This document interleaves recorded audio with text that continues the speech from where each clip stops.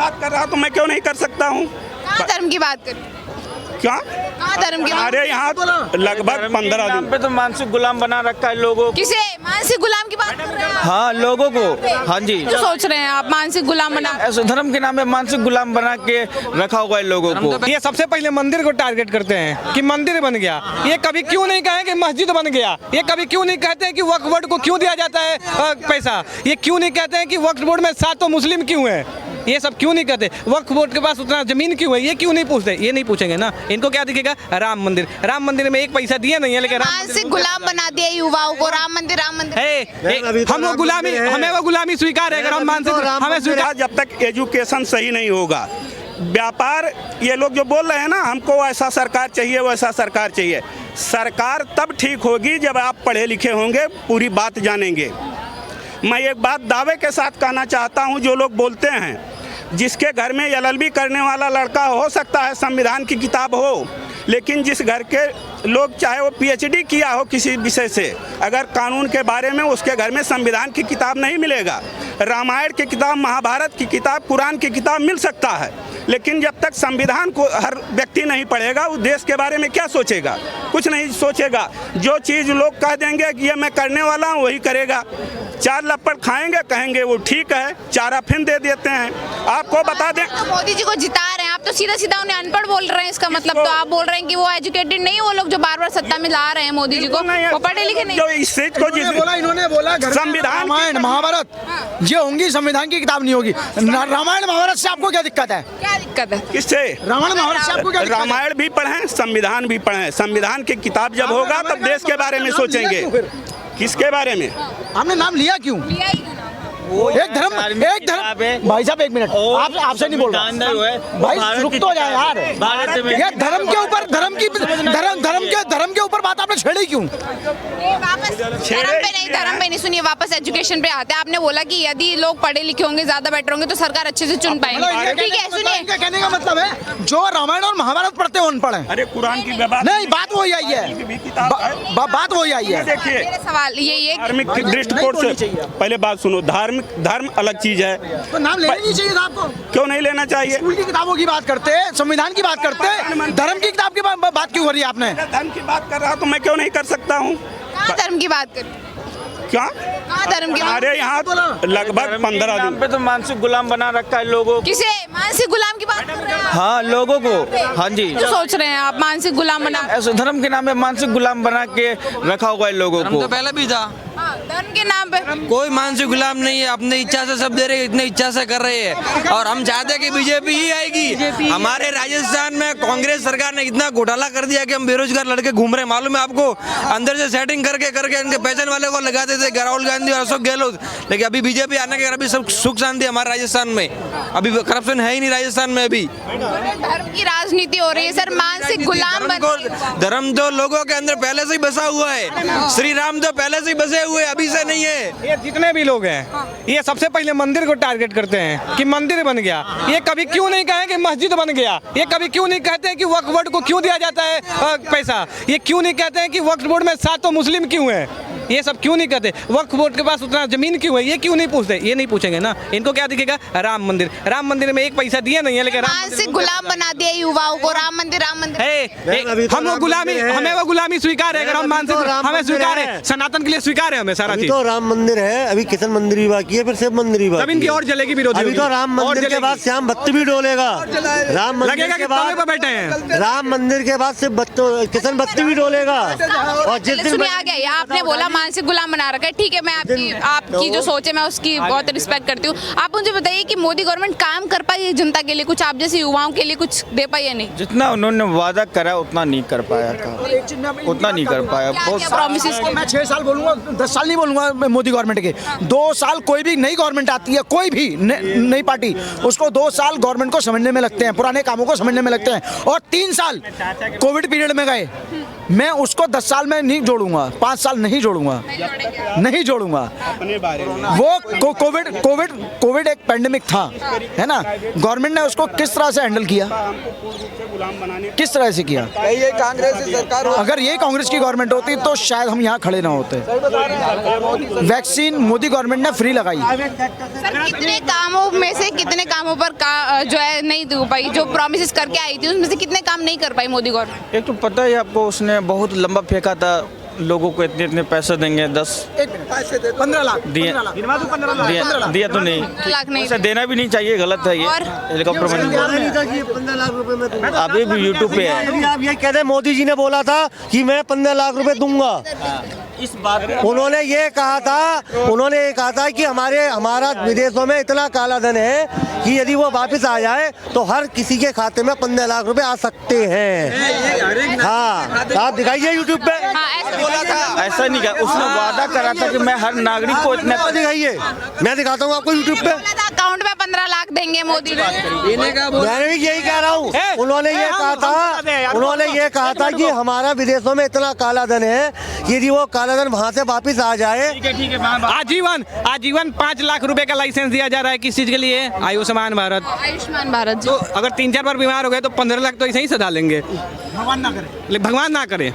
तो देखिए आपको एक जीवन भर के लिए दिया जा रहा है 5 लाख रुपए, यानी 5 लाख रुपए को आप 5 बार भी यूज करेंगे तो आप 5 ही लाख रुपए रहेगा, घटेगा नहीं। बात को समझ आइए। सिर्फ 15 लाख की बात, और क्या क्या काम नहीं कर पाएगा? अब सोच रहे हैं क्या बोलूं, सोचना भी चाहिए, क्या बोलूं। काम ना करना पड़े, 15 लाख वो सब जोड़ो। हमारे राजस्थान में ये कांग्रेस सरकार में भवरी देवी प्रकरण का कांड हुआ था, मालूम रहेगा। तो कांग्रेस सरकार ने वो दबा दिया। वो गवर्नमेंट हॉस्पिटल में नर्स थी, उसका रेप करके उसकी हड्डी तक जला दी और नहर में लगा दी थी। ऐसी स्थिति, हमको रोजगार नहीं मिलेगा चलेगा, खाने को नहीं मिलेगा चलेगा, नहीं ऐसी गवर्नमेंट हमको नहीं चाहिए। हाँ, हमको हमारी माँ, हमारी बेटी, हमारी पत्नियां सुरक्षित चाहिए, वो गवर्नमेंट हमारी बीजेपी है, बस दूसरा हमको कुछ नहीं चाहिए। हमें वही सरकार चाहिए हाँ। जो हमारे देश के अखंडता के खिलाफ ना जाए, हमारे देश के संप्रभुता को संजो कर रखे, हमारे देश की बहु बेटियों को सम्मानित रखे, सम्मानित तरीके से रखे, मर्यादा में रखे, उन्हें कोई दिक्कत ना हो। हमें वैसी सरकार चाहिए और वैसी सरकार बीजेपी है, और बीजेपी को इसलिए हम वोट दे रहे हैं जो हमारे सनातन की रक्षा करे, उसे हम वोट देंगे। हाँ। और अभी मैडम रिसेंटली 3 महीने पहले हमारे कांग्रेस के विधायक थे, उनका नाम था ये बाड़मेर से, बेवाराम जैन। ऐसे क्रांतिकारी कांग्रेस में बैठे, शर्म आनी चाहिए कांग्रेस को, और उनको प्रत्याशी घोषित कर दिया कांग्रेस सरकार उनको। ऐसे हमको नहीं चाहिए सरकार। अच्छा, एक बार गारंटी पर आ जाते हैं, राहुल गांधी जी की गारंटी पर क्या कहना चाहेंगे? बोल रहे हैं कि यदि उनकी सरकार बनती है 2024 में तो जो युवा बेरोजगार घूम रहे हैं सबको सरकारी नौकरी देंगे, तो आप उन्हें प्राइम मिनिस्टर चुनेंगे अपना? नहीं, ऐसा माना नहीं जा सकता। नेता के वादे सच्चे हो ऐसा जरूरी नहीं है। अगर इस देश में मौका देंगे तो देंगे ना आपको नौकरी, एक बार मौका देंगे। मैंने सोचा हुआ अगर पीएम के रूप में किसी को उस जगह पर रखना है तो केजरीवाल को। फिर भारत के अंदर एक के साथ एक। सरकार में कितना बढ़िया काम होता है, एक आविष्कार हुआ मालूम है, शिक्षा मंत्री शराब घोटाले में गिरफ्तार। शिक्षा मंत्री, समझिए बात को, शिक्षा मंत्री को शिक्षा देने की काम करता है ना, वही बताओ घोटाले के अंदर फंस रहा है। ऐसा थोड़ी होता है। और आरोप तो मोदी जी ने उनके ऊपर लगाए थे, वो तो एकदम ईमानदार है, कट्टर ईमानदार हैं केजरीवाल। ईमानदार तो भैया भी हैं। ईमानदार तो केजरीवाल में अगर क्षमता होती तो मैडम कोरोना काल में वो दिल्ली को संभाल लेते, फिर ये केंद्र सरकार ने क्यों संभाला था? फिर तो वो ईडी में जाए ना, अपनी ईमानदारी साबित करने क्यों नहीं जा रहे? ईडी मैम नहीं जा रहे ना, डरता है केजरीवाल, नहीं जा रहे। किसी दिन ऐसा होगा कि केजरीवाल ना यहाँ से घसीटता हुआ जा रहा होगा ईडी ऑफिस। ऐसा है, परसों 16 है, उसके बाद 17 है, और सुप्रीम कोर्ट ने 17 तारीख को उसको लास्ट दी है शायद। कि हार की हैट्रिक ना लग जाए, इसलिए टिकट भी नए चेहरों को दे रही है अभी राजस्थान में। देखो आप, कोरोना टाइम में हैट्रिक लगेगी उसकी हार की। कोरोना टाइम में जकात के अंदर जो छुपे लोग मिले थे वो किसकी देन थी? फिर कांग्रेस केजरीवाल सरकार की तो थी, कौन जिम्मेदार है उसका? फिर अच्छा, एक लास्ट सवाल, कौन हो सकता है 2024 का प्रधान? नरेंद्र मोदी सरकार। एक ही नाम है नरेंद्र मोदी, और कोई नहीं है। मैडम जो राम को लेके आए हम उनको लेके आएंगे, जो राम को लेके आए हम उनको लेके आएंगे। लग रहा है मोदी जी रिपीट करेंगे या बदलाव?